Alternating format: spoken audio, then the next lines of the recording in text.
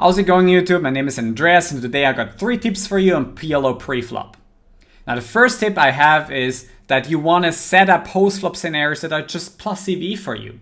The second tip is always be aware of the rake. In high-raked environments, you want to actually play a lot less hands, even though your opponents might be less skillful. On high stakes, you can see that a lot of people defend their big blinds very wide because, they're gonna pay the rake only in smaller pots, whereas in bigger pots the rake cap is reached already.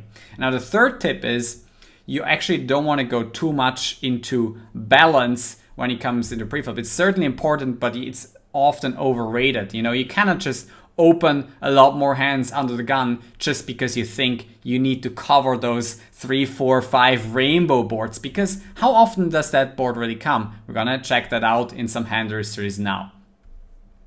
Let's have a look at my Hold'em Manager database. And basically what I did is I filtered for flop has more than 2 straights possible. That are all boards Jack 10-9 and that is actually not what I wanted. Jack 10-9 down to 3-4-5.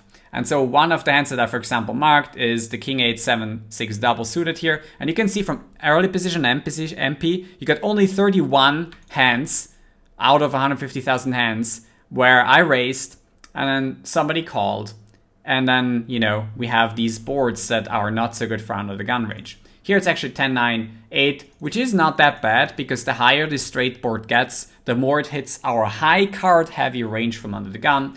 Here, I just elected to check back because I'm gonna have, my betting range is gonna be centered around Queen Jack and then sets, top sets, plus something, plus some backdoor draws.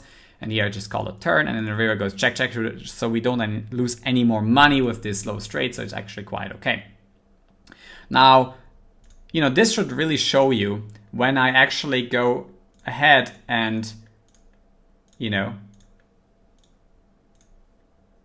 rid of these filters, that you're gonna see 155,000 hands, and I enter the database, and I marked some more hands where I want to illustrate point number 1. I'm gonna make this big. Come on, you can do it. Yes. So what happened here is creating a post-flop scenario that is good for me is that I want to, for example, here, what can happen is I have 3-bet. We're somewhat deep, but I have aces double suited. So you actually would just want to put in more money. It's not that difficult to guess that. But, most boards, this hand is going to do so well because of its double suitedness, high cardness, and high pairedness. But I don't want to go into the stating to the obvious too much. Now here I just went ahead and c-bet, and he had to fold. The SPR was actually 8. And of course, with this hand, we can just bet call and then sometimes 3-bet flop, or just call the check raise and try to let him bluff on later streets. Now, this is also one of the hands that I like to 3-bet an early position raise with. This is PLO 200. Like, what could happen here? Like, most of the time, we're going to play a heads-up pot against him in position, or, facing a 4-bet where we can just, call and then reevaluate on flops. Or, sometimes we're going to go multi-way as here. We're going to go 3-way. His call is actually quite fishy, so we're going to see a flop. Here, I just have 2 backdoor draws, but the ace-high board is so good for me, I decide just to go ahead and bet and then reevaluate what happens, and they actually just fold it. But, I'm going to have aces here so often since I 3-bet under the gun, and that range has aces so incredibly often that when they don't have top 2, they cannot really do much about my c-bet. Now here, again, I have a very good hand. I elected to c-bet, and this time this guy who cold called actually had a hand, kings and a flusher and a pair, and I shipped the pot.